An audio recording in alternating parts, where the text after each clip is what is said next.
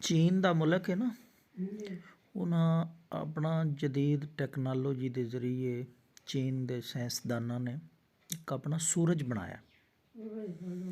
ਹਾਂ, ਅਸਲੀ ਸੂਰਜ ਦੇ ਮੁਕਾਬਲੇ 'ਚ ਉਹਨਾਂ ਮਸਨੂਈ ਸੂਰਜ ਬਣਾਇਆ। ਬੜਾ ਹੈਰਤ ਅੰਗੇਜ਼ ਔਰ ਬੜਾ ਹੀ ਦਿਲਚਸਪ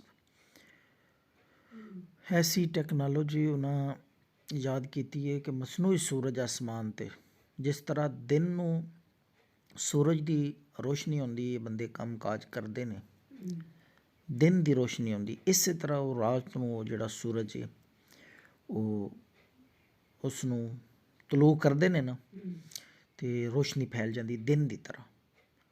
ਪਹਿਲੀ ਵਾਰੀ ਜਿਸ ਵਕਤ ਉਹਨਾਂ ਨੇ ਇਹ ਈਜਾਦ ਕੀਤਾ ਟੈਕਨੋਲੋਜੀ ਔਰ ਸੂਰਜ ਤਿਆਰ ਕੀਤਾ ਮਸਨੂਈ, ਲੋਕਾਂ ਨੇ ਪਹਿਲੀ ਦਫਾ ਵੇਖਿਆ ਛੱਤਾਂ 'ਤੇ ਚੜ੍ਹ ਕੇ ਹੈਰਾਨ ਹੋ ਕੇ ਰਾਤ ਨੂੰ ਕਿ ਸੂਰਜ ਨਿਕਲ ਆਇਆ ਅਚਾਨਕ ਮਸਨੂਈ ਜੀ।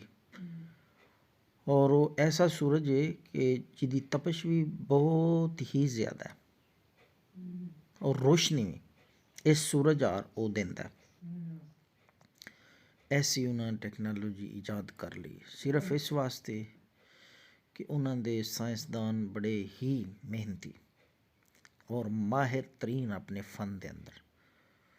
ਤੋ ਇਹ ਮੰਜ਼ਰ ਉਹਨਾਂ ਦੇ ਲੋਕਾਂ ਵੇਖਿਆ ਬੜੇ ਜੋਸ਼ੋ ਖਰੋਸ਼ ਦੇ ਨਾਲ, ਬੜੇ ਜਜ਼ਬੇ ਨਾਲ। ਔਰ ਇਹ ਅੱਜ ਕੱਲ੍ਹ ਸੋਸ਼ਲ ਮੀਡੀਆ 'ਤੇ ਇਹ ਹੀ ਵੀਡੀਓ ਚੱਲ ਰਹੀ ਹੈ, ਲੋਕ ਦੇਖ ਰਹੇ ਹਨ ਇਸ ਸੂਰਜ ਦੇ ਮਨਾਜ਼ਿਰ। ਇਸ ਤਰ੍ਹਾਂ ਦਾ ਸੂਰਜ ਜੀ ਨੈੱਟ ਵਿੱਚ ਨਾ ਯੂਟਿਊਬ 'ਤੇ ਉਹ ਮਨਾਜ਼ਰ ਨਜ਼ਰ ਆਉਂਦੇ ਨੇ, ਸੂਰਜ ਜਿਹੜਾ ਮਸਨੂਈ ਬਣਾਇਆ ਇਹ ਉਹ ਮਨਾਜ਼ਰ ਜੀ।